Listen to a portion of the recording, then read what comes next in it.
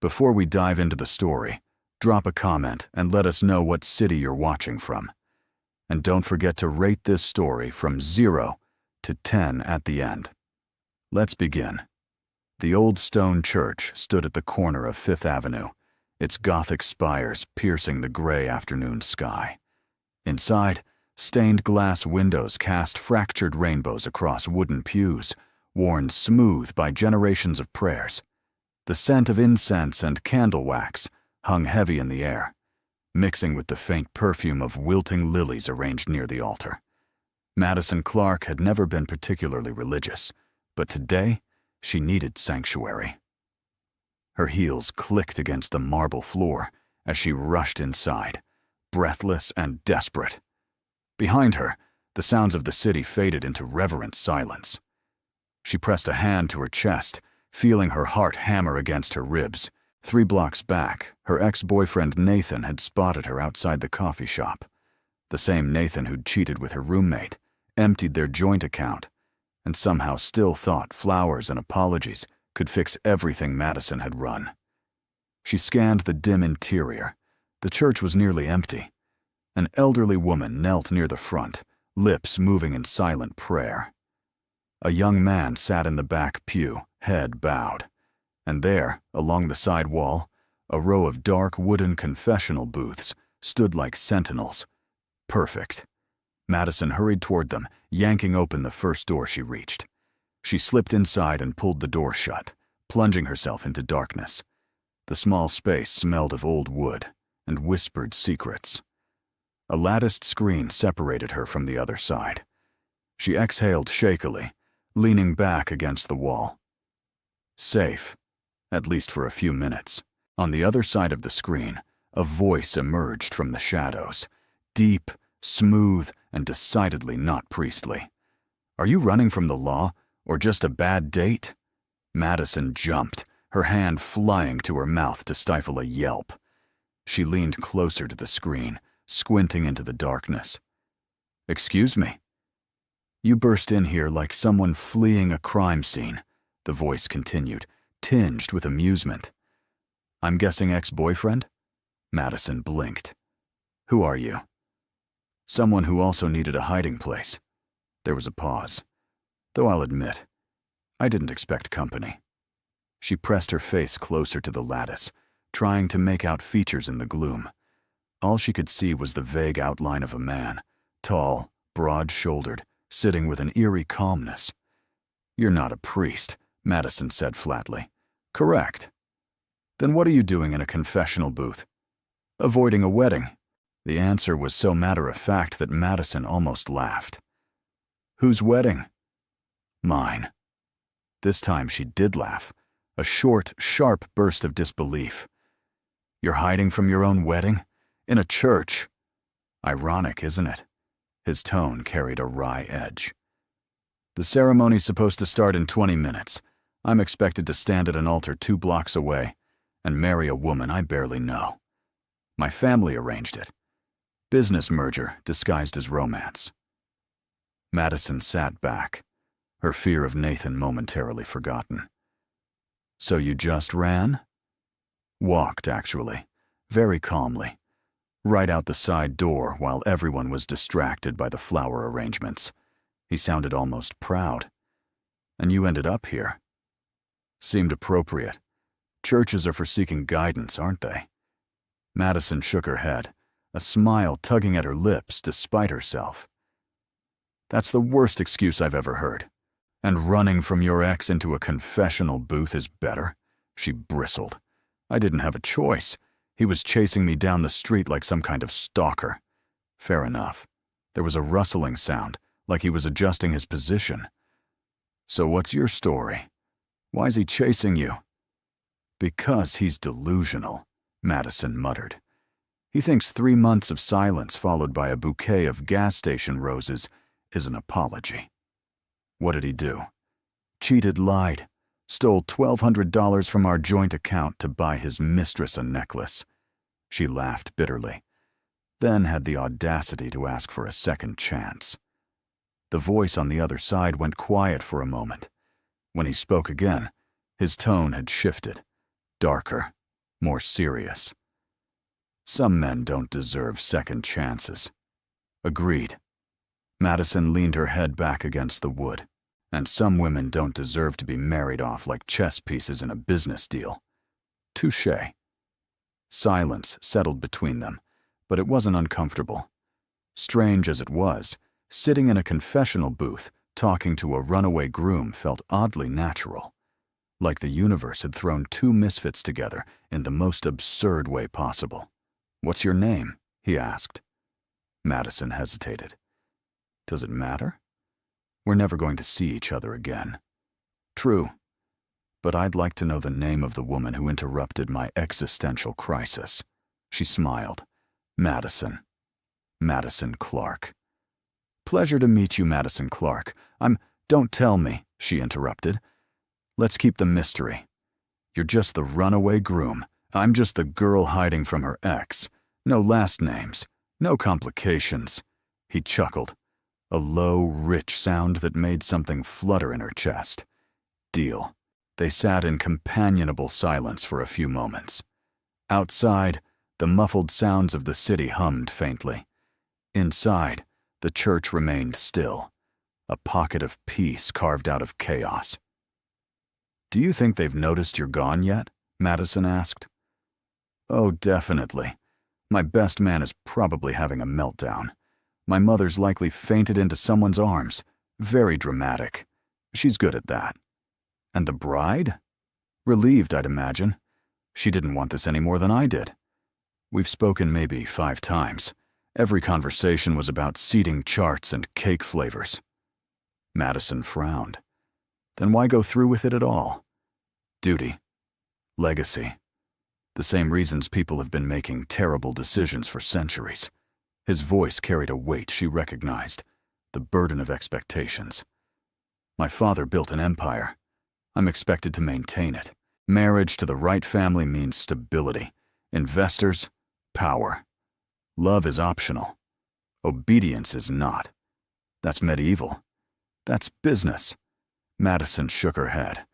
"I'd rather be broke and free than rich and trapped." Spoken like someone who's never been broke. She bristled. "I've been broke. I'm broke right now, actually. But at least I'm not marrying someone I don't love." "Touché again," he sighed. "You're winning this argument." "I'm a lawyer," Madison said. "I usually do." There was a beat of surprise. "You're a lawyer?" "Corporate attorney. Well, junior associate. I spend most of my time reviewing contracts and fetching coffee. But technically, yes." "And you ran into a church to escape your ex instead of threatening him with a restraining order?" Madison laughed. "I'm off duty." "Convenient." They fell silent again. Madison found herself wondering what he looked like. The voice suggested someone older, confident. Probably handsome if he was being married off for business purposes. Families like that didn't settle for anything less than perfection. "What happens now?" she asked. "For you, I mean. You can't hide in here forever." "I'll figure something out. Maybe I'll join a monastery, take a vow of silence." "You'd be terrible at that." "Probably." He paused. "What about you? Is your ex still out there?" Madison peeked through the lattice toward the church entrance. "No sign of Nathan. I think the coast is clear." "Then you're free to go." She should have stood up, should have thanked him for the bizarre conversation and walked out. But something kept her rooted in place. "What if I don't want to leave yet?" Madison heard herself say. There was a pause, then that low chuckle again.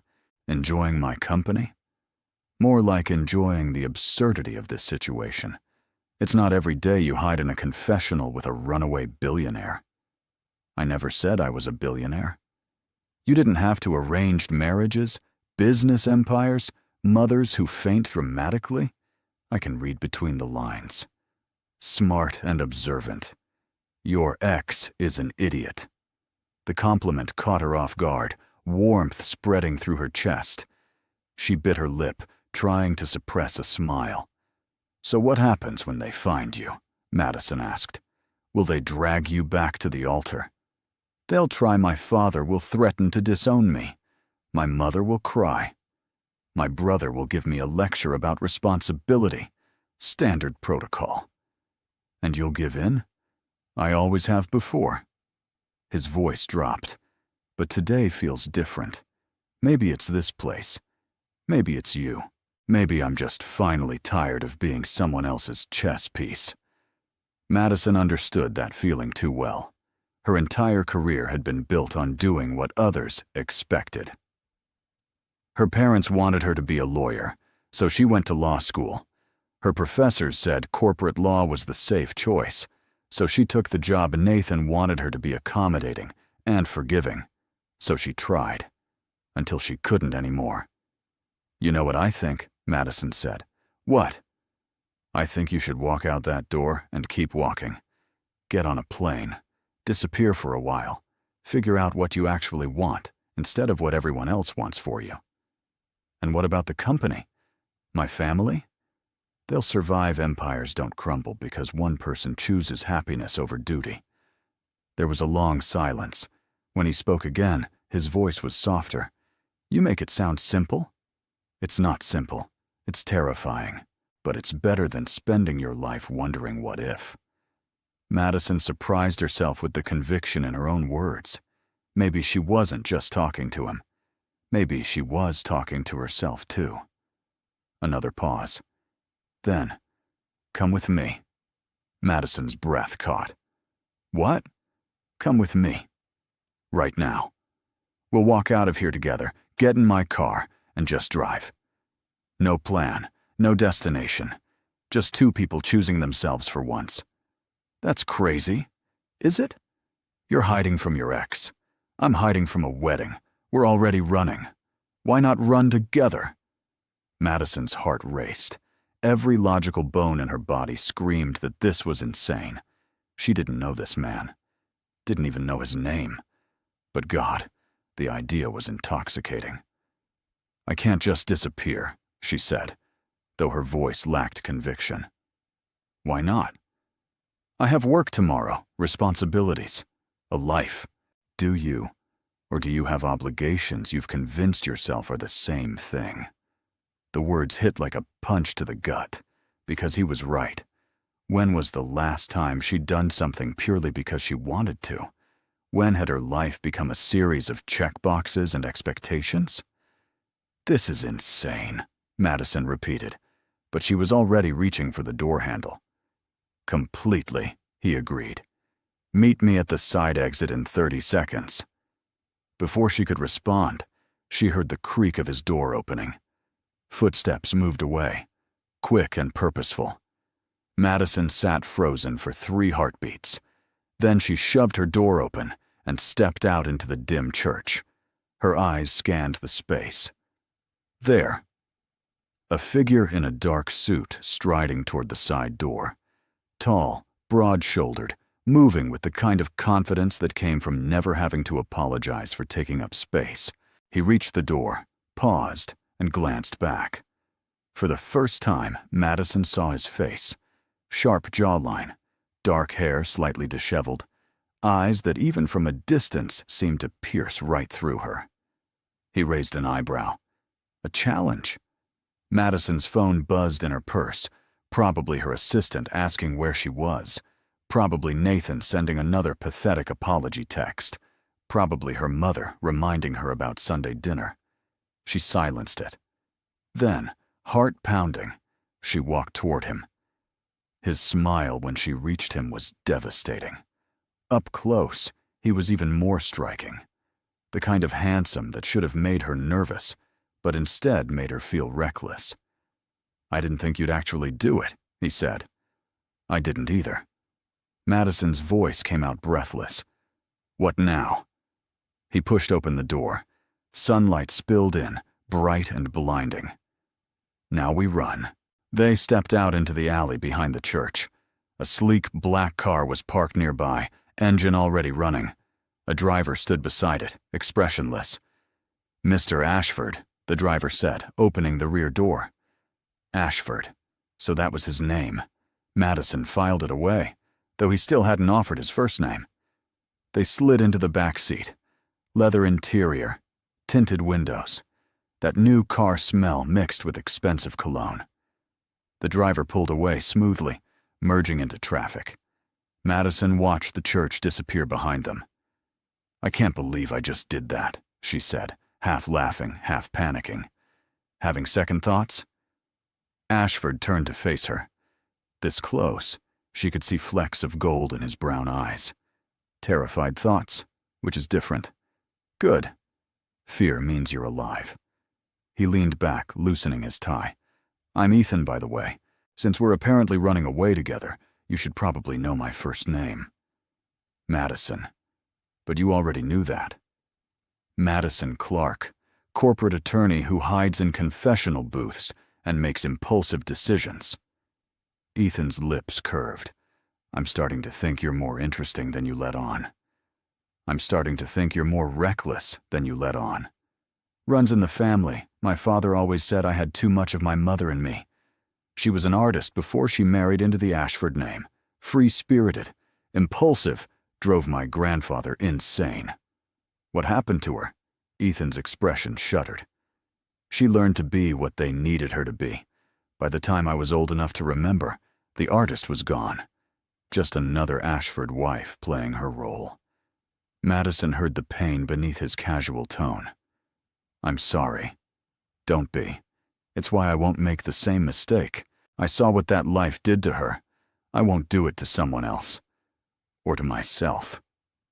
They drove in silence for a while, the city blurring past the windows.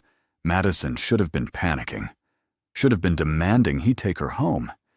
Instead, she felt something she hadn't felt in years. "Free, where are we going?" she finally asked. Ethan glanced at the driver. "Airport." Madison's eyes widened. "Airport? You said I should get on a plane and disappear. I'm taking your advice." He looked at her, his gaze intense. "Question is, are you coming with me?" "I don't even have my passport." "Yes, you do." He pulled her purse from where it had fallen between them and handed it to her. "You grabbed it when you ran from your ex. I saw it sticking out." Madison opened her purse. There it was, her passport, tucked in the inner pocket. She'd forgotten she'd put it there last week after her firm's corporate retreat in Montreal. "This is completely insane," Madison said for the third time, but she was already checking the expiration date on her passport. "Insanity is doing the same thing over and over and expecting different results," Ethan countered. "This is just spontaneous. There's a difference? Massive insanity is marrying someone you don't love to please your family. Spontaneity is deciding to spend a weekend in Paris with a stranger you met in a church." Madison's head snapped up. "Paris? Unless you prefer Rome or Barcelona. I'm flexible." Her mouth opened and closed. Paris. God, when was the last time she'd done something like this? Never. She'd never done something like this. "I can't just fly to Paris with you. I don't know you. You don't know me. We could be serial killers for all we know." "Are you a serial killer?" Ethan asked, completely serious. "No. Neither am I." "See? We've already established trust." Madison laughed despite herself. "That's not how trust works." "Then how does it work?" She met his gaze, those brown eyes, warm and challenging, and somehow making her feel seen in a way Nathan never had. "I guess we'll find out." Ethan's smile was slow and genuine. "Is that a yes?" "It's a maybe leaning toward insanity. I'll take it." He leaned forward toward the driver. "Charles, change of plans. International terminal. Paris. First available flight." "Yes, sir." The car smoothly changed lanes. Madison gripped her purse, her mind racing. This was crazy. Absolutely, completely, utterly crazy. And yet something in her chest felt lighter than it had in months. They arrived at the airport 40 minutes later. The terminal buzzed with activity. Travelers pulling suitcases. Families saying goodbye. Business people glued to their phones. Ethan moved through it all with practiced ease. Madison struggling to keep up. Do you always travel like this? She asked, as they bypassed the ticket counter entirely and headed toward a private lounge. Like what? Like you own the place. He glanced back at her, his expression unreadable. My family has certain privileges. I'm not proud of it. But right now, it's useful. The lounge was all glass and chrome, soft jazz playing over hidden speakers. A woman in a crisp uniform greeted them immediately. Mr. Ashford, welcome back. Your usual? 2 tickets to Paris. First class. Next available departure. The woman didn't even blink. Of course, the 6:45 flight has 2 seats available. Shall I book them? Please. Ethan handed over a black credit card. Madison stood there, frozen. This was really happening. She was really about to fly to Paris with a man she'd met an hour ago in a confessional booth. Her phone buzzed again. She pulled it out. 17 missed calls. 8 from Nathan. 4 from her assistant. 3 from her mother. 1 from her boss. And a string of increasingly frantic texts. Nathan, please just talk to me. Nathan, I know I messed up, but we can fix this. Nathan, you can't just disappear like this. Her assistant. Where are you? Mr. Peterson is asking for the Morrison files. Her mother. Sunday dinner. Don't forget. Bringing your cousin. Her boss. Madison. I need you in my office 9 a.m. tomorrow. No excuses. Madison stared at the screen. Her entire life condensed into notifications and demands. You okay? Ethan's voice pulled her back. She looked up at him. I think I'm about to make the worst decision of my life. Or the best. How do you know? I don't. But isn't that the point? We've spent our whole lives making the safe choice, the expected choice. Maybe it's time to make the terrifying one. Madison took a breath. Then she turned off her phone and dropped it into her purse. Okay. Okay? Let's go to Paris. Ethan's grin was brilliant. You won't regret it. I absolutely will. But I'm doing it anyway. They boarded the plane an hour later. First class was a world Madison had only glimpsed in movies' pods that converted into beds. Champagne served before takeoff. Menus with options like seared duck and truffle risotto. This is how you travel? Madison asked, sinking into a seat that felt more like a recliner than an airplane chair. This is how my family travels. I usually prefer economy. Less pretentious. Ethan settled beside her, already loosening his tie further. But today, I'm making an exception. The plane took off as the sun began to set, the city shrinking below them. Madison watched through the window, feeling like she was leaving more than just a place. She was leaving behind the person she'd been, at least for a little while. Tell me something real, Ethan said suddenly. She turned to him. What do you mean? Everyone always wants to know about the business, the family name, the money. Tell me something real about Madison Clark, something you don't tell people at networking events. Madison considered. I hate being a lawyer. The confession came out before she could stop it. Ethan raised an eyebrow. Then why do it? Because I'm good at it. Because my parents sacrificed to put me through school. Because it's stable and respectable and everything I'm supposed to want. But you don't want it. I don't know what I want. She laughed bitterly. How pathetic is that? I'm 29 years old, and I have no idea what actually makes me happy. Not pathetic, honest. Ethan leaned back. Most people never admit that. They just keep pretending until they wake up at 50 and realize they've lived someone else's life. Is that what you're afraid of? Terrified of it, my father expects me to take over Ashford Enterprises. My brother's already VP of Operations. I'm supposed to be CEO by 35. Marry well, have heirs, continue the legacy. But I've spent the last 6 months waking up at 3 in the morning in a cold sweat, feeling like I'm suffocating. Madison understood that feeling intimately. What would you do if you could do anything? Ethan was quiet for a long moment. Architecture. I wanted to design buildings, spaces that make people feel something. I got my degree before my father made it clear that wasn't an option for an Ashford. That's a shame. You'd probably be brilliant at it. How do you know? Because anyone willing to run away from their own wedding to avoid living a lie probably has the kind of passion it takes to create something beautiful. He looked at her then, really looked at her, and something shifted in the air between them. "What about you?" Ethan asked softly. "If you weren't a lawyer, what would you be?" Madison had never let herself think about it seriously. But here, 30,000 feet in the air, flying toward a foreign city with a stranger who somehow felt less strange by the minute, the truth spilled out. A writer. Maybe. I used to fill notebooks with stories when I was younger. My 10th grade English teacher said I had talent, but my parents said writers starve and lawyers eat. Practical. Suffocating. They ordered dinner. Madison chose the salmon, Ethan the steak.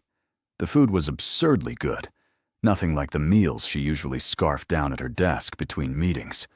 They talked through the meal, easy conversation flowing like they'd known each other for years instead of hours.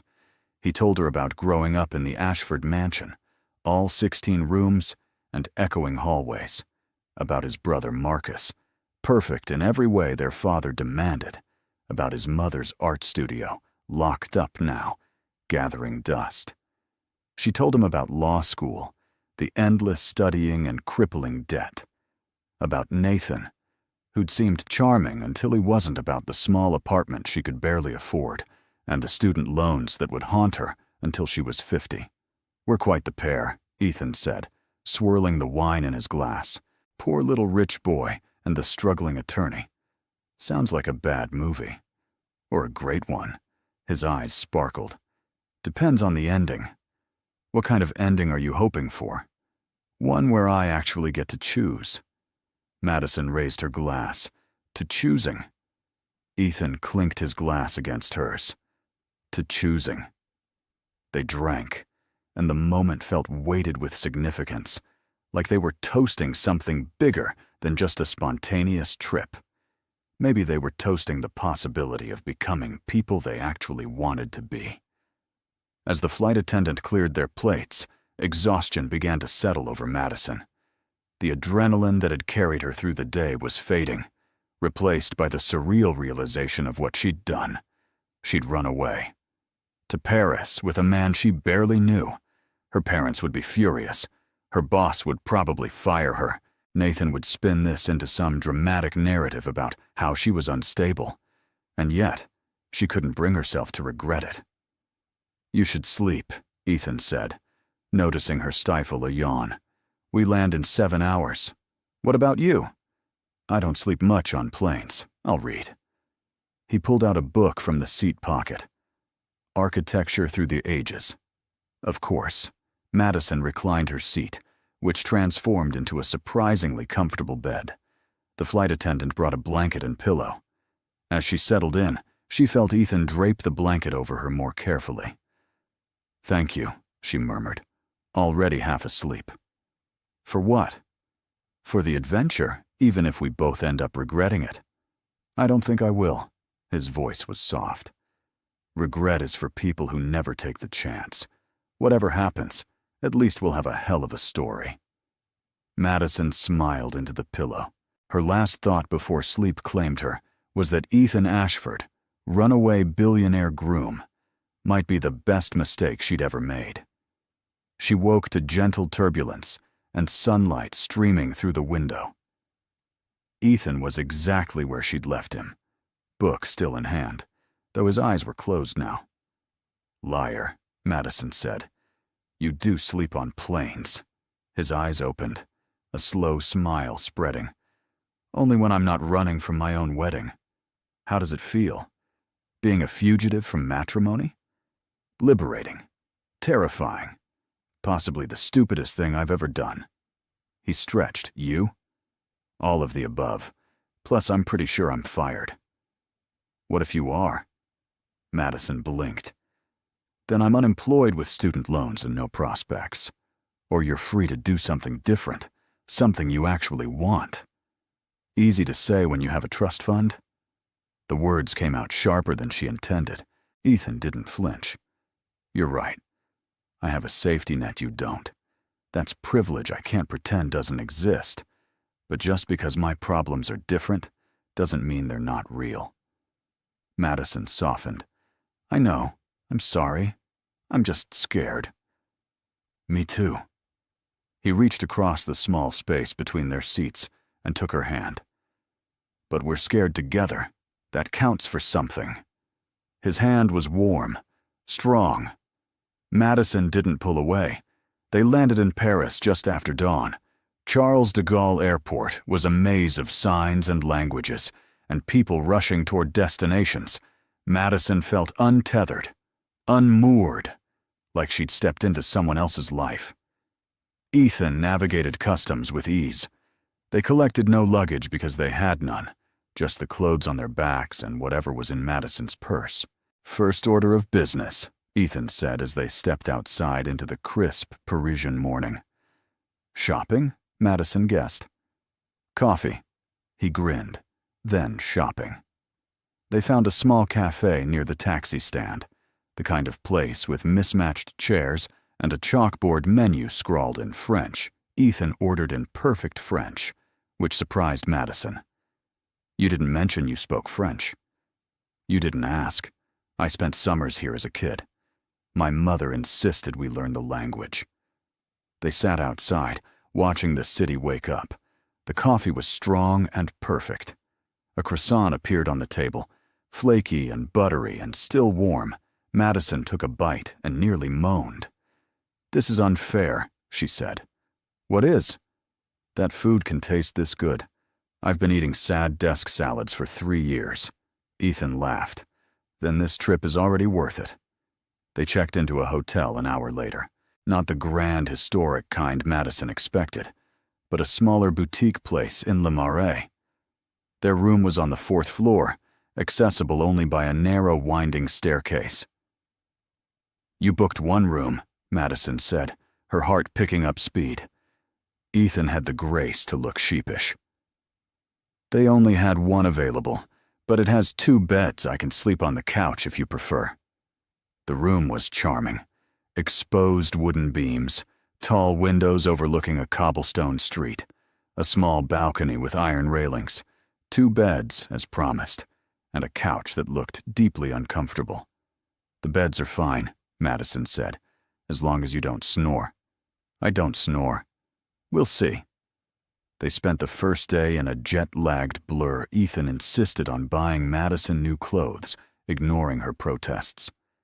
They wandered through boutiques in the Marais, where elegant shop owners spoke in rapid French, and Ethan translated.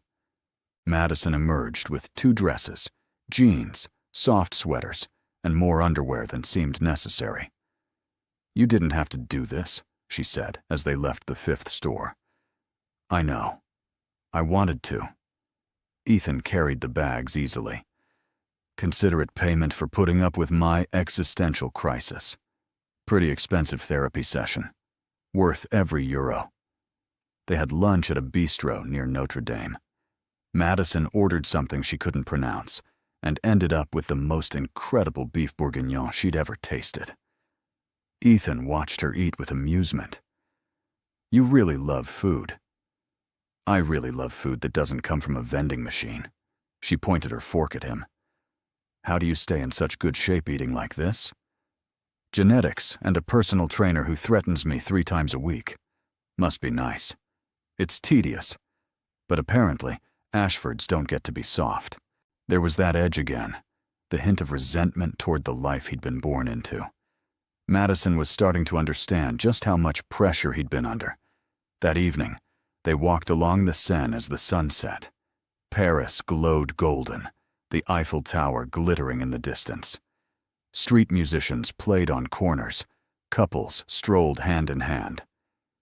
This is surreal, Madison said, leaning against the stone wall bordering the river. Good surreal or bad surreal? Ethan stood beside her, close enough that their shoulders touched. Good. Definitely good. I keep expecting to wake up in my apartment and realize this was all a stress dream. If it is, we're both having the same one. They stood in comfortable silence, watching boats glide past. Madison felt something shift inside her, the constant anxiety that usually lived in her chest, the voice that said she wasn't doing enough, being enough, had quieted. For the first time in years, she felt present. "Thank you," she said softly. Ethan turned to her. "For?" "For asking me to come with you. For the plane ticket and the hotel and the clothes and all of it. But mostly for reminding me that life can be spontaneous. I'd forgotten." "You're welcome, and thank you." "For what? I've just been along for the ride. For being honest. For not treating me like an Ashford. For sitting in that confessional booth and talking to me like I was just a person instead of a name." Madison met his gaze. In the fading light, his eyes looked darker, more intense. "You are just a person. Not to most people." They stood there, the moment stretching between them like a taut string. Madison felt the pull, the magnetic draw that had been building since the church. Ethan's hand lifted, his fingers brushing a strand of hair from her face. "Madison." His phone rang. The sound shattered the moment like glass. Ethan cursed under his breath and pulled it out. His expression went tight as he looked at the screen. "My brother," he said. "I should answer it." Madison stepped back, giving him space. Ethan put the phone to his ear. "Marcus." Madison watched his body language change. The easy posture from moments ago vanished, replaced by rigid tension. "I'm aware." His voice went cold. "Tell Father I'm fine." A pause. "No, I'm not coming back." "Not yet." Longer pause. His jaw clenched. "That's not fair. And you know it." Madison looked away, pretending to be interested in the river, but she could hear the strain in Ethan's voice, the weight of family obligation pressing down even from across an ocean. "I don't care about the shareholders. I don't care about the merger. For once in my life, Marcus, I'm doing something for me." Another pause, then softer. I know you're in a difficult position, but this is my life. I need time." He hung up without saying goodbye. For a long moment he just stood there, staring at the phone like it had betrayed him. "Everything okay?" Madison asked gently. "Define okay." Ethan's laugh was bitter. "My father's furious. The wedding was called off, obviously. The bride's family is threatening legal action for breach of contract. The company's stock dropped 2 points, and Marcus is stuck dealing with all of it. I'm sorry. Don't be. This is what I chose." But he didn't sound certain. Madison could see the guilt written across his face. "Do you want to go back?" "No." "Yes, I don't know." He ran a hand through his hair. "I spent my entire life being what they needed 1 week. I just want 1 week to figure out who I am without all of that." "Then take it. The company will survive 1 week. Your family will survive 1 week. You deserve this." Ethan looked at her, something vulnerable flickering in his eyes. "Do I?" "Yes." She said it with conviction she hadn't known she possessed. Everyone deserves the chance to choose themselves. He stepped closer.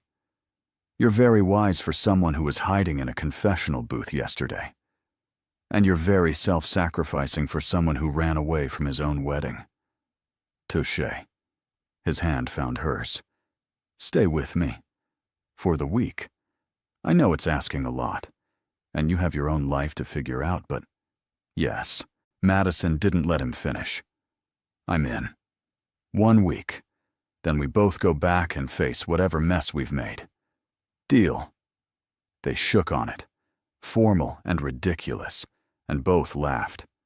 The tension from the phone call eased. That night, they had dinner at a small restaurant tucked down a side street. The owner, an elderly woman with a warm smile, seated them by the window. The menu was entirely in French. Ethan translated, his voice low and intimate in the candlelight. She recommends the duck, says it's her grandmother's recipe. Then I trust her. The meal was extraordinary. Course after course of flavors Madison had never experienced. Rich, complex, perfectly balanced. They shared a bottle of wine that the owner insisted they try, and by the end of it, Madison felt warm and loose and more relaxed than she'd been in months. I could get used to this, she admitted, twirling the last of her wine. Paris or the food? Both, all of it. This feeling of not having to be anyone but myself. Ethan reached across the table, his fingers intertwining with hers. That's the person I like best. Her breath caught. You don't really know me. I know you're brave. You ran from a bad relationship instead of settling. You took a chance on a stranger. You speak your mind, and you're not afraid to challenge me. That's more than most people show in months, let alone a day. Or you're seeing what you want to see. Maybe. Or maybe we're both tired of performing for other people, and this is us finally being real. Madison didn't have an answer for that. Instead, she squeezed his hand and smiled. They walked back to the hotel through winding streets, past shops closed for the night, and cafes with chairs stacked on tables. Paris felt like a dream, soft-edged and glowing. When they reached their room, the atmosphere shifted. The wine had worn off during the walk, replaced by a sudden awareness of the space they were about to share. 2 beds, but suddenly it felt intimate. Madison gestured vaguely toward the bathroom. Yeah, go ahead. Ethan was already pulling off his tie, unbuttoning the top of his shirt. Madison grabbed the new pajamas from the shopping bag and locked herself in the bathroom. She leaned against the door, heart racing. This was fine. They were 2 adults. Nothing had to happen. Except she wanted something to happen. That was the terrifying part. She barely knew him.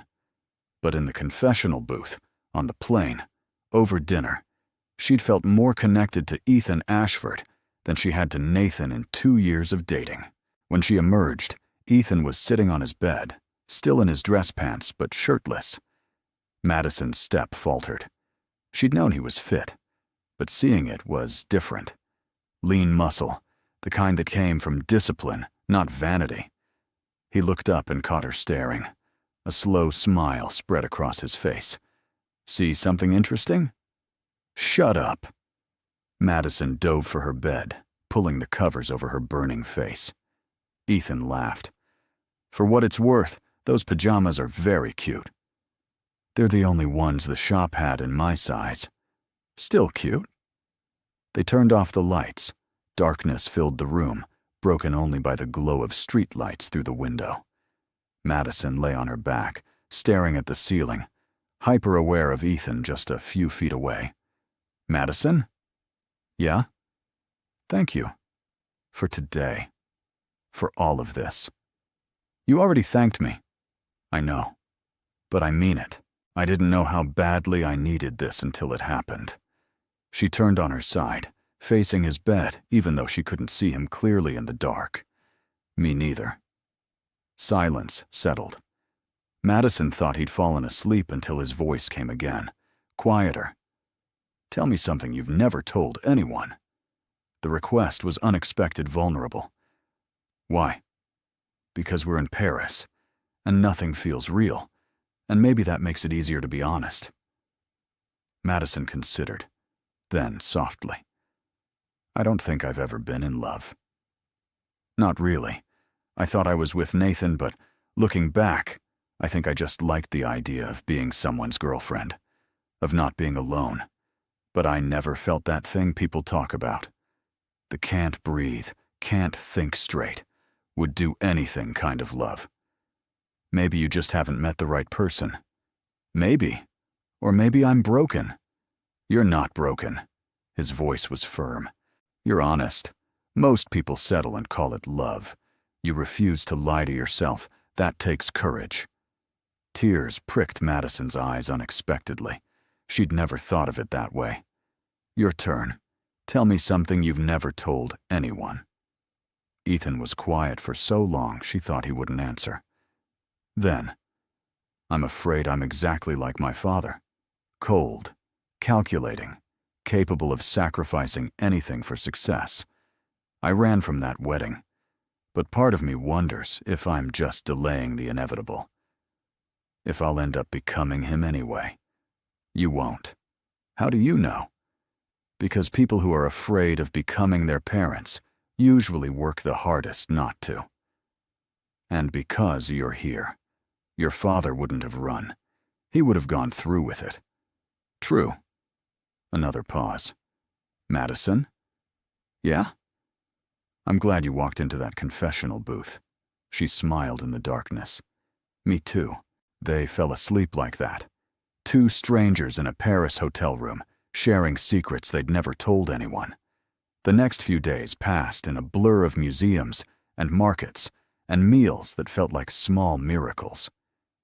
They visited the Louvre, where Ethan surprised her by spending an hour sketching the architecture in a notebook he'd bought from a street vendor. You're really good, Madison said, looking over his shoulder at the clean lines and confident shading. It's just a hobby. It's more than that. She could see the passion in every stroke. You should do something with this. Like what? Tell my father I want to abandon the family business to draw buildings? Why not? Ethan laughed, but it lacked humor. Because Ashfords don't abandon. We endure. We sacrifice. We build empires even when we'd rather build something beautiful. Madison wanted to argue, but she understood. Duty was a heavy chain. They had lunch at a cafe in Montmartre, sitting outside and watching artists sell their work in the square. A street musician played violin, the notes achingly lovely. Do you ever wonder what your life would look like if you'd made different choices? Madison asked. Every day. But wondering doesn't change anything. It could. We're here, aren't we? You made a different choice, and everything changed. Ethan looked at her, his expression unreadable. Not everything. I'll still have to go back eventually. Face the consequences. But you'll go back different. That matters. Does it? Or am I just postponing the inevitable? Madison reached across the table and took his hand. Stop talking about your life like it's already decided. You have agency. You have power. You're Ethan Ashford. Use that for something you actually care about. Like what? Like designing buildings. Like choosing who you love. Like living a life you don't want to run away from. Something flickered in his eyes. He turned her hand over, tracing the lines on her palm. You make it sound possible. It is possible. You're just afraid. Of course I'm afraid. Fear is what happens when you actually have something to lose. And what do you have to lose? Madison's voice dropped. Besides a company you don't want and a marriage you ran from? You. The word hung between them. Madison's breath caught.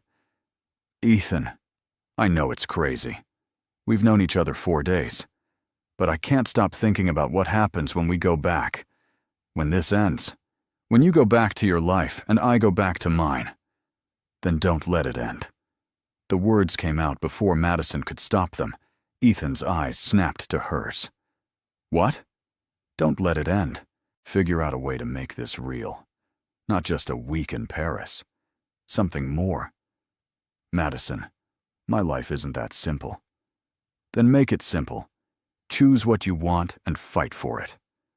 What if what I want is you?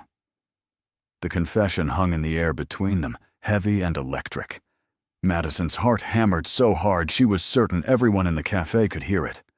You barely know me, she managed, her voice unsteady. I know enough. I know you're brilliant and brave, and you don't take anyone's bullshit, including mine. I know you make me laugh. I know that when I'm with you, I feel like myself instead of the person everyone expects me to be. Ethan's grip on her hand tightened. I know this is insane and impulsive, and probably the worst timing in history. But I also know I haven't felt this alive in years. Madison couldn't breathe. Every logical part of her brain screamed that this was too fast, too reckless. But her heart, her stupid, hopeful heart, was screaming something else entirely. What are you saying? I'm saying I don't want this to end in Paris. I'm saying I want to figure out how to make this work. I'm saying— He stopped, took a breath. I'm saying I'm falling for you, Madison Clark, and it terrifies me. But it also feels like the first real thing I've done in my entire life. Tears burned Madison's eyes. No one had ever said anything like that to her. Nathan's declarations of love had always felt performative, something he said because it was expected. This felt raw, honest, terrifying. I'm falling for you too, she whispered, even though you're impossible and privileged, and you left me in a church with a driver I didn't know. Ethan laughed, and the sound was lighter than she'd ever heard it. In my defense, I didn't think you'd actually follow me. Neither did I. They sat there, hands clasped across the table, the Paris afternoon glowing around them. For a moment, it felt like the universe had aligned perfectly. Then Ethan's phone rang again. He glanced at it, and his expression shuddered. Marcus again, Madison guessed. My father. Ethan stared at the screen like it was a bomb about to detonate. I should answer it.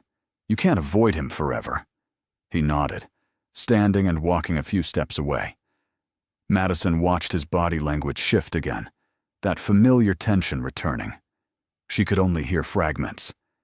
Yes, I understand. No, I'm not being reckless. Father, that's not fair. I need more time. No, I won't. He hung up, his jaw clenched so tight Madison could see the muscle jumping. When he returned to the table, the lightness from moments ago had vanished. Everything okay? Madison asked, though she knew it wasn't. He's threatening to cut me off completely. If I'm not back by Monday for an emergency board meeting, I'm out. No trust fund, no position in the company, no Ashford name. Madison's stomach dropped. He can do that. He's done it before, to my cousin, when he dropped out of Harvard to join a band. We haven't heard from him in 5 years. Ethan's hands shook slightly as he reached for his wine. My father doesn't make idle threats. Then what are you going to do? The question hung heavy. Madison saw the war playing out across Ethan's face. Duty versus desire. Family versus self. The life he'd always known versus the possibility of something different. I don't know, he said finally. Part of me wants to call his bluff, but part of me knows he's serious. If I don't go back, I lose everything. Not everything, Madison said softly. You'd still have yourself, your integrity. The knowledge that you chose your own path. And what do I do with integrity when I can't afford rent? He laughed bitterly. I know how that sounds. Poor little rich boy, afraid of being poor. But I've never had to survive without the Ashford name. I don't even know if I could. Of course you could. You're smart, talented, capable. I'm good at running a business I inherited. That's different than building something from nothing. Madison bit her lip. She understood his fear more than he knew. She'd built her life from nothing, and it was exhausting. The constant stress, the student loans, the struggle to make rent. She wouldn't wish that on anyone, even if it came with freedom. What if there was a middle ground, she suggested. What do you mean? What if you went back, faced the board meeting but set boundaries, told your father you'd stay with the company but on your terms, that you'd take time to pursue architecture on the side, that you'd make your own choices about marriage? Ethan shook his head. My father doesn't negotiate. Then make him. You hold more cards than you think. He threatened to cut you off because that's his only leverage. But if you walked away, who would run the company? Your brother? Marcus is capable. But is he ready? Is he what your father wants? Ethan paused, considering. No, Marcus is too soft. My father knows that. He needs me. Then use that. Go back, but not as the obedient son. Go back as someone who knows his worth and won't be controlled. A slow smile spread across Ethan's face. You really should have been a negotiator instead of a contracts lawyer. I'm full of untapped potential. Madison tried to lighten the mood, though her heart was heavy, because if Ethan went back, where did that leave them? He seemed to read her mind. Come with me. What? To New York. To the board meeting. To whatever comes next. Don't go back to your old life. Build a new one. With me. Madison's heart soared and plummeted simultaneously. Ethan, I can't just move to New York on a whim. I have student loans, responsibilities. I'll help you, whatever you need. That's not how it works. I can't just become dependent on you. Why not? Why can't I help someone I care about? Because it changes the dynamic. Because then, I'm not your equal. I'm your charity case. Ethan's expression shifted, frustration bleeding through. That's not what I meant. I know, but that's how it would feel. They sat in tense silence. The sun was setting, casting long shadows across the cobblestones. The magic of the afternoon had curdled into something complicated and painful. I'm sorry, Ethan said finally. I'm not trying to make you dependent. I just don't want to lose you the second we get back. You won't lose me, but we need to be realistic. You have a life in New York. I have a life in... She stopped, realizing she'd never actually told him where she lived. Chicago. I live in Chicago. Chicago. Ethan's face fell. That's not impossible. It's a 2-hour flight. And how often would you make that flight? Between board meetings and business trips and family obligations. I'd make time. Would you? Or would this just become another obligation? Another thing you have to schedule between the life you're supposed to live? Ethan didn't answer, because they both knew she was right. They walked back to the hotel in silence, the earlier warmth between them replaced by a chill that had nothing to do with the evening air. Madison felt like she was mourning something that hadn't even fully begun. In their room, they moved around each other carefully, like dancers trying not to collide. Ethan sat on his bed, head in his hands. Madison stood by the window, looking out at Paris glowing in the twilight. I don't know how to do this, Ethan said quietly. Do what? Balance what I want with what I owe. My whole life, I've been told that Ashfords don't get to be selfish, that we have responsibilities bigger than ourselves, and I've accepted that. But then I met you, and suddenly I want to be selfish. I want to choose you over all of it. Madison turned from the window, her heart aching. But you can't. I don't know. His voice cracked. I wish I could say I'd walk away from it all, that I'd choose you without hesitation. But I'm terrified of what that would mean, of who I'd be without the Ashford name. You'd be Ethan, just Ethan. And maybe that's enough. What if it's not? The vulnerability in his eyes broke her. Madison crossed the room and sat beside him, taking his hands. Then we figure it out. Together. But I can't be the reason you run away from your life. That's not a foundation. That's escapism. Is that what this is to you? Escapism? No. But it could become that. For both of us. She touched his face, making him look at her. I meant what I said earlier. I'm falling for you. But falling isn't the same as building. And I think we both need to go back and face our lives before we can figure out how to build something together. Ethan leaned into her touch, his eyes closing. When did you become so wise? Somewhere between the confessional booth and the salmon. He laughed, sad and soft. Then he kissed her. It wasn't the passionate, desperate kiss Madison had imagined. It was gentle, almost reverent, like he was trying to memorize the feel of her lips, the taste of her breath, the moment before everything changed. When they pulled apart, tears streaked both their faces. "I don't want to lose you," Ethan whispered. "You won't. But we need to be smart about this. I'm not good at smart when it comes to you. Then I'll be smart for both of us." They held each other that night, fully clothed, on one bed instead of two. Not making love, just being close. Madison listened to Ethan's heartbeat, steady and strong, and tried not to think about how soon she'd be sleeping alone. The next morning, Ethan booked them flights back. Him to New York, her to Chicago. Different planes, different times. Like the universe was reinforcing the distance between their lives. They spent their last day in Paris quietly. No museums or fancy meals, just walking through the city, hand in hand, trying to soak in every moment. "I'll call you," Ethan promised, as they stood outside a bookshop in the Latin Quarter. "When I get back, when I've dealt with my father, we'll figure this out." "Okay." Madison didn't trust her voice to say more. "I mean it. This isn't goodbye." "I know. But it felt like goodbye."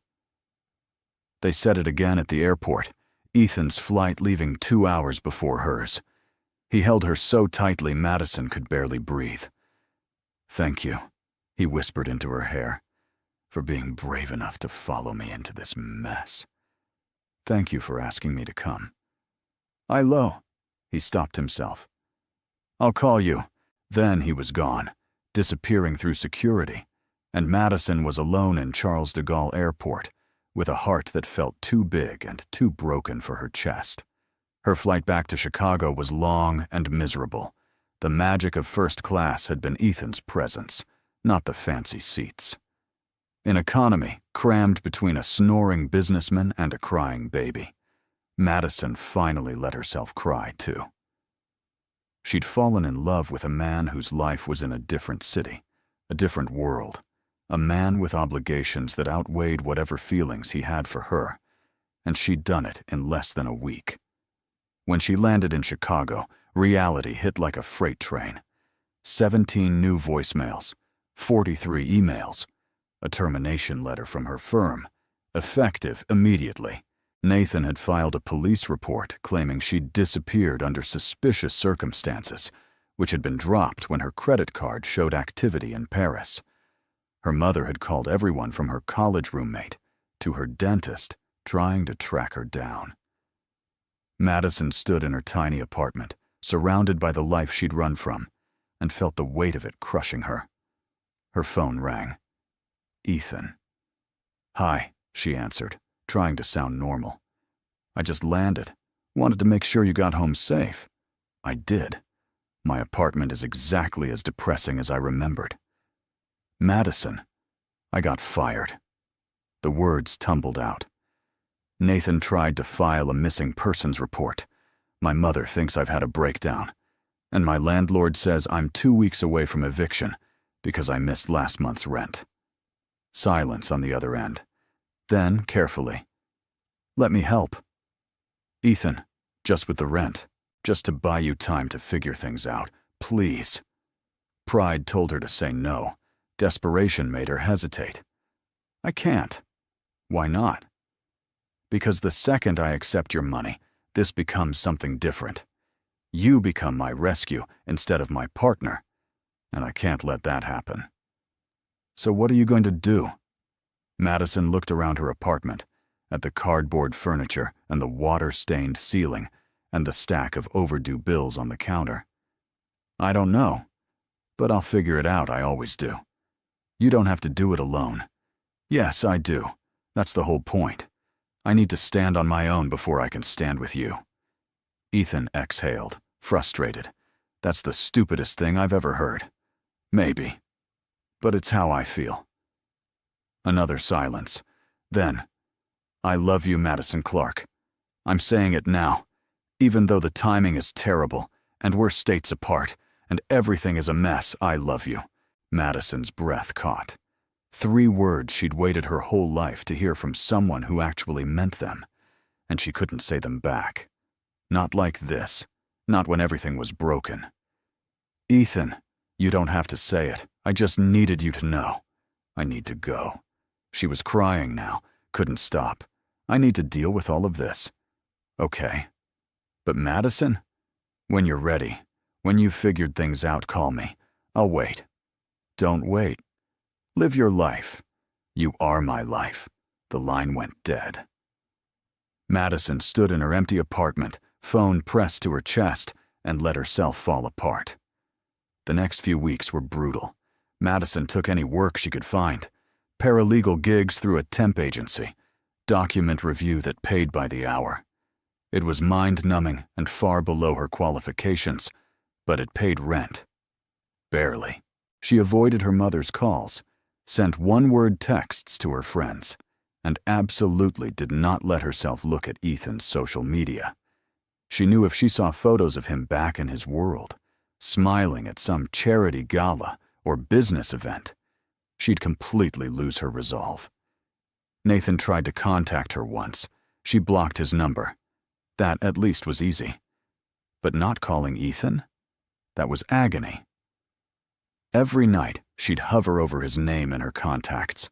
Her thumb would brush the call button.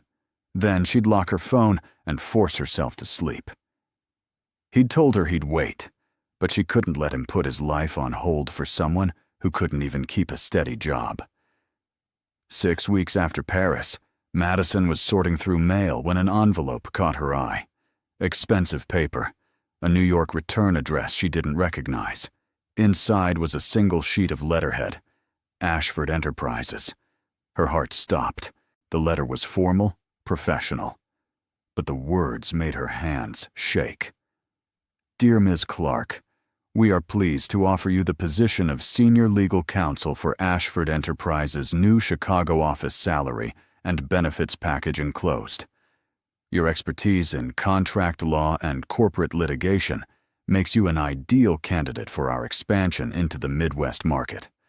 Please contact Elena Rodriguez, Director of Human Resources, to discuss start date and relocation assistance if needed. Sincerely, Marcus Ashford, Vice President of Operations. Madison read it 3 times, then she called the number at the bottom. Ashford Enterprises, Ms. Rodriguez speaking. Hi, this is Madison Clark. I just received a job offer letter. Yes. Ms. Clark, we're so excited to potentially have you join our team. Do you have questions about the position? I have a lot of questions, starting with why you're offering me a job when I was fired from my last firm, and my resume probably looks like a disaster right now. Ms. Rodriguez paused. Your resume was more than adequate. Mr. Marcus Ashford personally recommended you based on your work and reputation. Did Ethan put him up to this? The words came out sharper than intended. Another pause. I'm not privy to conversations between the executives, Ms. Clark, but I can assure you this offer is legitimate and based on merit. The Chicago office is a real expansion. We need someone with your skills. Madison wanted to hang up. This had to be Ethan's doing. Some backdoor way to help her without making it seem like charity. But then a different thought struck. What if it wasn't about her at all? What if Ethan had convinced his father to expand into Chicago because that's where she was? She looked at the salary on the offer sheet. It was more than her old job, significantly more, enough to pay off her student loans in a few years instead of decades. Enough to build the life she'd always wanted. Can I think about it? Madison asked. Of course. We'd need an answer within 2 weeks. Thank you. Madison hung up and stared at the letter. Her phone rang immediately. Ethan. Her thumb hovered over the answer button. Then she declined the call. If this was his doing, she needed to hear it from him in person. She booked a flight to New York using miles she'd been saving for an emergency. This qualified. The Ashford Enterprises building was exactly what Madison expected. Glass and steel, reaching toward the sky, with a lobby that looked like a modern art museum. She gave her name at reception, claiming she had a meeting with Ethan. They didn't even verify, just sent her to the 34th floor. Ethan's office door was closed. His assistant, a polished woman in her 40s, looked up with professional courtesy. "Can I help you?" "I need to see Ethan Ashford." "Do you have an appointment?" "No.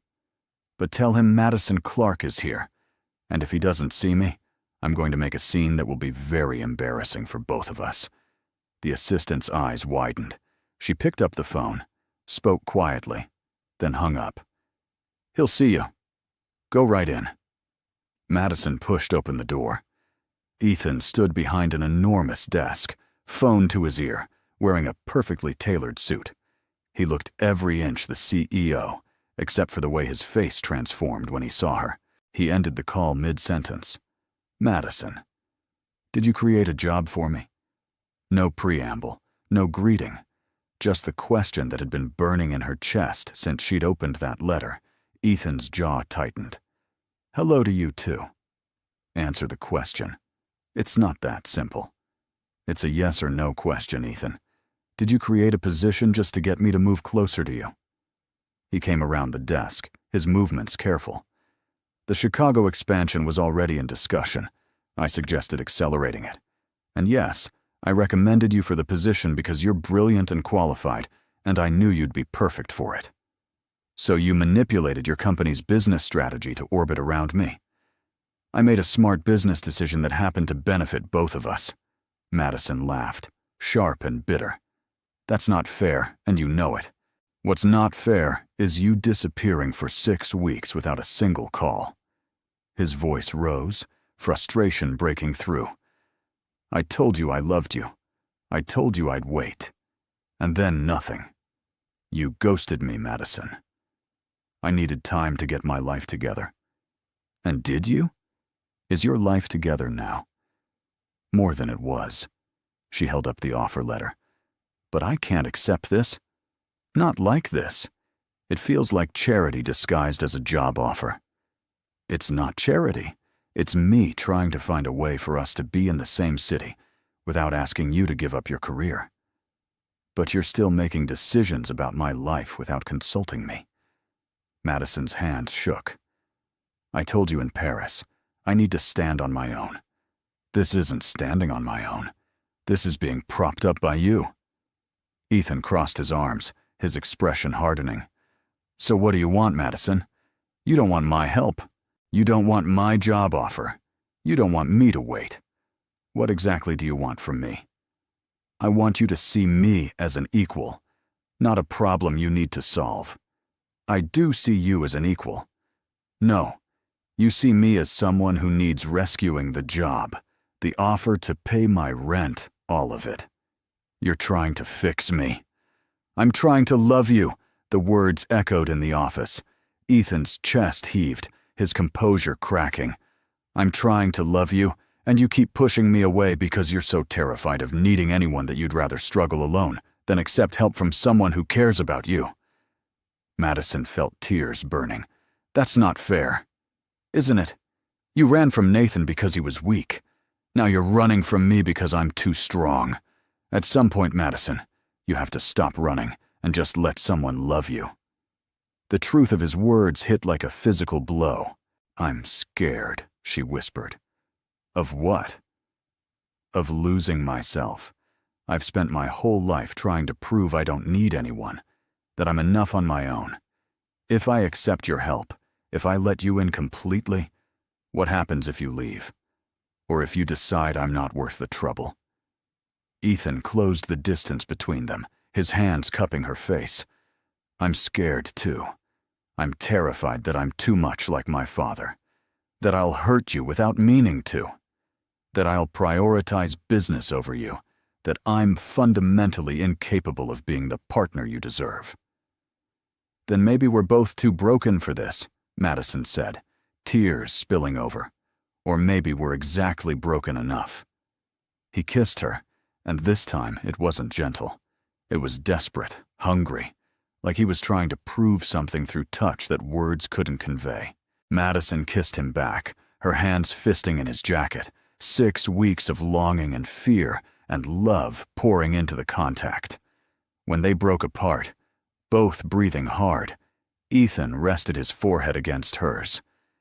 Take the job because you want it, not because of me. Look at the responsibilities, the salary, the opportunity. If it's not right, turn it down. But don't turn it down just because I had a hand in it. Madison closed her eyes. What if I take it and we try this and it doesn't work? Then I'm stuck in a city where my ex-boyfriend is my boss. I'm not your boss. You'd report to the Chicago office director. I'd be in New York. We'd be colleagues in the same company. That's still messy. Life is messy. Love is messy. I'm done trying to make everything perfect. He pulled back, meeting her eyes. I spent my entire life following someone else's plan. I'm not doing that anymore. I want you. I want to build something with you. But I can't force you to want the same thing. Madison looked at him, really looked at him. The Ethan standing in front of her wasn't the polished CEO or the runaway groom. He was just a man, flawed and afraid, and fighting for something he believed in. I love you, she said. The words came out steady. Sure. I loved you in Paris, and I love you now. And I'm terrified that I'm making a huge mistake, but I love you anyway. Ethan's smile was blinding. Say it again. I love you, Ethan Ashford, even though you're impossible and overbearing and you solve problems by throwing money at them. I love you, Madison Clark, even though you're stubborn and independent to a fault, and you make everything harder than it needs to be. They laughed, and it felt like something unlocking in Madison's chest. So what now? She asked. Now you think about the job offer, really think about it, and I'll work on not trying to solve all your problems. And we try this. For real? For real. Ethan kissed her again, softer this time. No more running. We figure it out together. Together, Madison repeated. I like the sound of that. 3 months later, Madison stood in the sleek offices of Ashford Enterprises' Chicago branch, floor-to-ceiling windows, overlooked Lake Michigan. Her own office, not a cubicle. A title that actually reflected her capabilities. It wasn't perfect.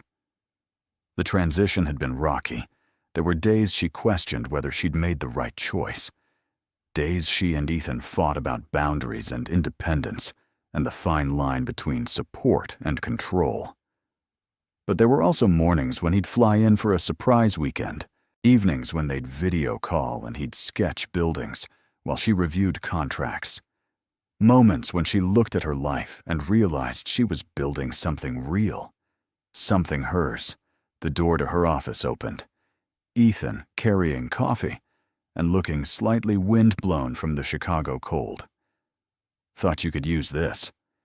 You flew here to bring me coffee? Madison took the cup, inhaling the rich aroma.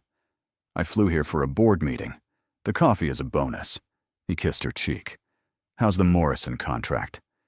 Tedious, but manageable. How's your father? Still not speaking to me. But Marcus says he's softening. Ethan perched on the edge of her desk. I told him I'm pursuing architecture on the side, enrolling in night classes. Madison's eyes widened. You did? I did. He threatened to cut me off again. I told him to do it. Turns out, calling his bluff works. I'm proud of you. I'm proud of you, too. He gestured around the office. Look at you, senior legal counsel, running an entire division. It's terrifying, but you're doing it. We're doing it, Madison corrected together. Ethan pulled her close. Together. Outside the window, Chicago sprawled in all its messy, beautiful chaos. Inside, Madison felt something she'd never quite managed before: balance. Not perfection, not having everything figured out.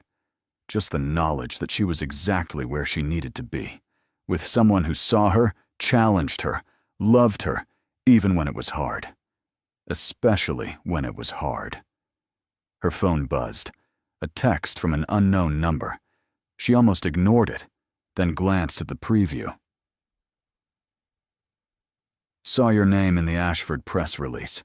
Guess you landed on your feet. Nathan. Madison deleted it without responding. Some chapters deserved to stay closed. "Everything okay?" Ethan asked. "Everything's perfect." She kissed him. "Well, not perfect, but pretty damn close. I'll take it." They stood there, framed by the Chicago skyline, two people who'd met in the most unlikely place and built something neither had planned, for it wasn't a fairy tale ending. It was better. It was real. 6 months into her new position, Madison realized she was genuinely happy. Not the forced happiness she'd convinced herself was enough with Nathan. Not the obligation-driven contentment from checking boxes on life's expected milestones. Real, complicated, occasionally frustrating happiness. The Chicago office thrived under her leadership. She'd hired 3 junior attorneys, negotiated 2 major contracts, and earned respect from colleagues who initially saw her as the boss's girlfriend. That perception still lingered in whispers, but her work spoke louder. Ethan visited every other week, sometimes more. They'd developed a rhythm. Sunday mornings at her favorite diner, walks along the lakefront, quiet evenings where he sketched and she read. Simple pleasures that felt revolutionary after years of performing for others. But it wasn't all smooth. The distance wore on them. Arguments erupted over missed calls and canceled plans.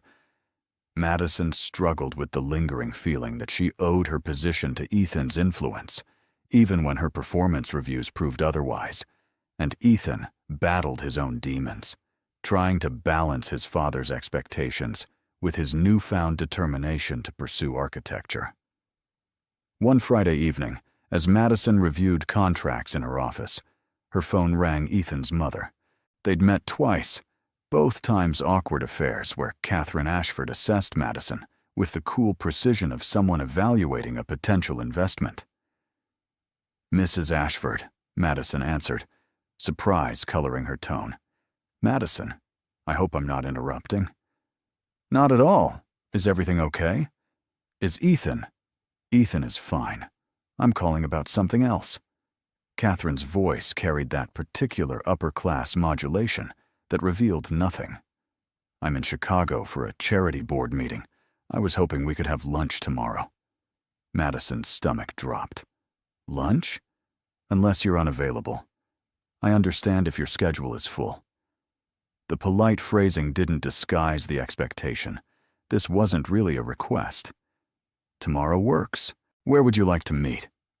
Catherine named a restaurant Madison had only read about, the kind of place where reservations required weeks of advance notice, and entrees cost more than her weekly grocery budget used to be. They met at noon. Catherine sat in a corner booth, impeccably dressed in a cream suit, her silver hair styled perfectly. She looked like old money personified, Madison.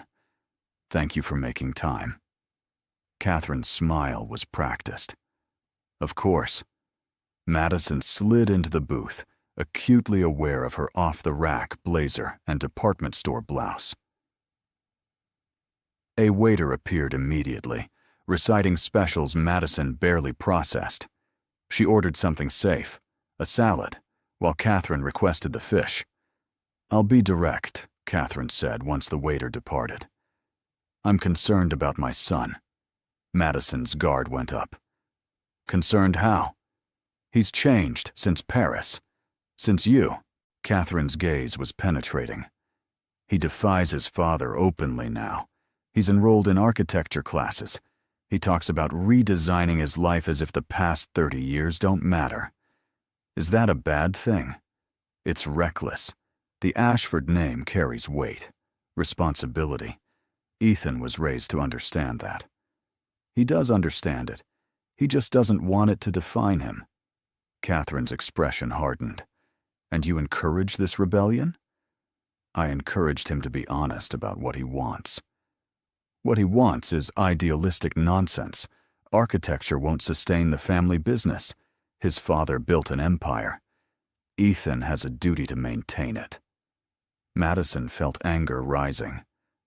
"With all due respect, Mrs. Ashford, your son is 32 years old. He's allowed to want something beyond duty. Want is a luxury. For people like us, duty comes first. People like you, Madison corrected. I wasn't born into this world.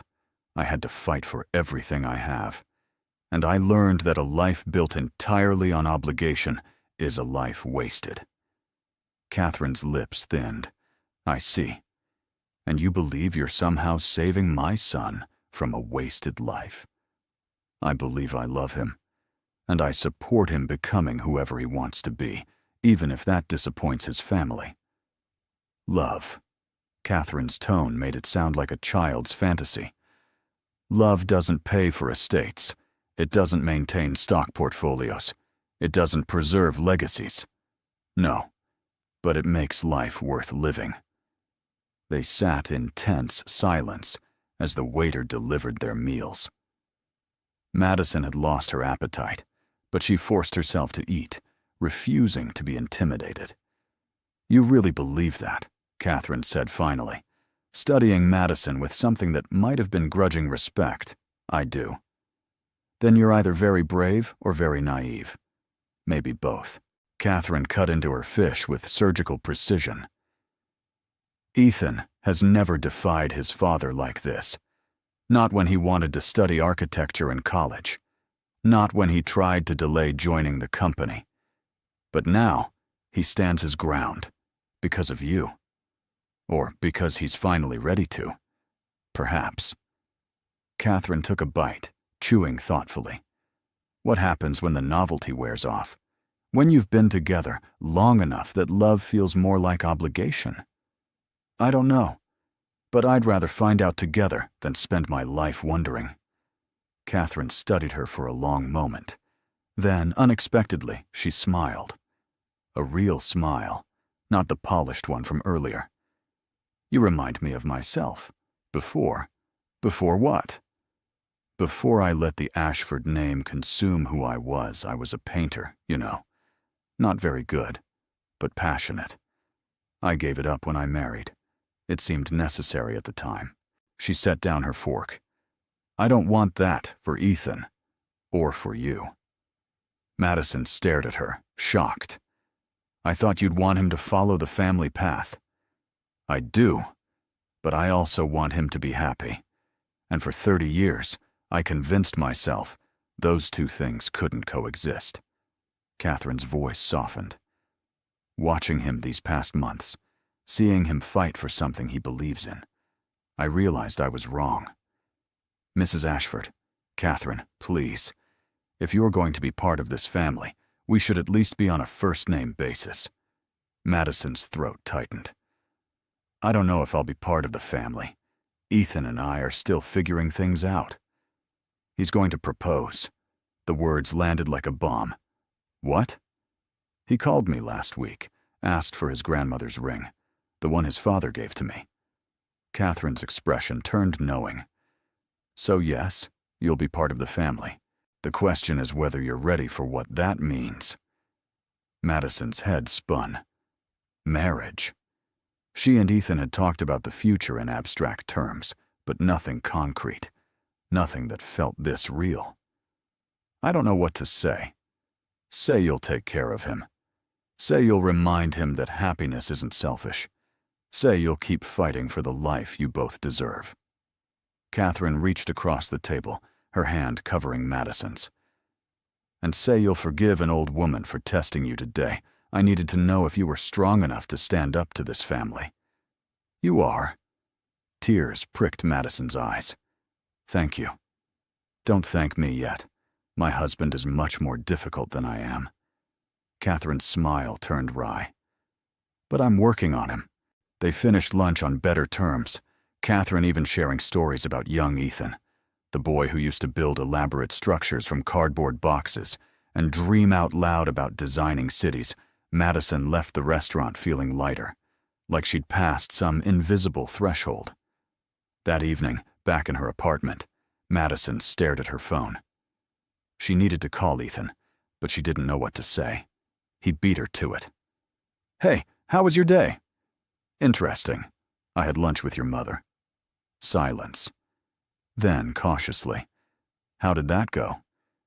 Better than expected. She told me I remind her of herself. That's actually a compliment. She doesn't say that lightly. Madison took a breath. She also said you asked for your grandmother's ring. The silence stretched longer this time. I was going to surprise you. Consider me surprised. Madison's heart raced. Are you proposing over the phone? God, no. I have more style than that. Ethan's voice warmed. But since the cat's out of the bag, yes, I want to marry you, Madison Clark. When I'm ready to ask properly, I hope you'll say yes. That depends. On what? On whether you're asking because you love me or because it's what your family expects. I'm asking because I can't imagine my life without you, because you make me braver, because when I think about the future, you're in every single version of it. Madison's eyes filled with tears. That's a pretty good answer. Is it good enough for a yes? Ask me properly and find out. Ethan laughed. Fair. How's next weekend? I'll fly to Chicago. We'll do this right. Next weekend works. They talked for another hour about nothing and everything. When they finally hung up, Madison sat in her dimly lit apartment, a smile refusing to leave her face. Her phone buzzed with a text from Ethan. I love you, even when you make me work for it. She typed back, I love you, even when you solve problems by flying across states. 3 dots appeared. Then, together? Madison's response was immediate. Together. The following Saturday, Ethan showed up at her door in jeans and a sweater, looking more relaxed than she'd seen him in months. No suit? Madison teased. I'm off duty. Tonight is just us. He'd planned everything. Dinner at a small Italian place in her neighborhood, the kind of restaurant with checkered tablecloths and candles and wine bottles. Then a walk to the lakefront, where Chicago's skyline glittered against the night sky. Remember the confessional booth? Ethan asked, as they stood at the water's edge. Kind of hard to forget. I was so sure I was making a huge mistake, running from the wedding, hiding in a church, talking to a stranger through a screen. He turned to face her. Turns out it was the best decision I've ever made. Even though I made everything complicated? Especially because you made everything complicated. You challenged me. You didn't let me hide behind my name or my money. You made me earn you. Madison's breath caught as Ethan dropped to one knee. Madison Clark, you are the most stubborn, brilliant, infuriating woman I've ever met. You make me want to be better. You make me believe that I can be more than what I was born to be. So I'm asking, properly this time, will you marry me? He opened a small velvet box. Inside, a vintage diamond ring caught the light, elegant and understated. It was my grandmother's, Ethan said. She wore it for 53 years. My mother said she'd want you to have it. Madison looked at the ring, then at Ethan's face, open and hopeful and vulnerable. Yes. The word came out choked with emotion. Yes, I'll marry you. Ethan slid the ring onto her finger, then stood and pulled her into a kiss that tasted like promises and futures and everything they'd fought so hard to build. When they broke apart, Madison laughed through her tears. We're insane. We met 6 months ago in a confessional booth. Best meet cute ever. Worst meet cute ever. Agree to disagree. They stood there, wrapped in each other, as the city hummed around them. 2 people who'd run from their lives and somehow found each other in the chaos. It wasn't perfect. Madison knew there would be hard days ahead. Family drama, career challenges, the normal struggles of building a life together. But they'd face it together, and that made all the difference. What happens now? Madison asked. Ethan smiled. Now we start planning a wedding. And hopefully, I actually show up to this one. You better. I'm not hiding in any more confessional booths. Deal. But if you need to hide, I'll hide with you. Madison leaned her head against his shoulder. Together. Always together. And under the Chicago stars, with the ring warm on her finger and Ethan's heartbeat steady against her cheek, Madison believed him. Their story had started with running away. But this was them running toward something, toward each other, toward a future they'd choose every single day. The end was really just the beginning. Don't forget to rate this story from 0 to 10.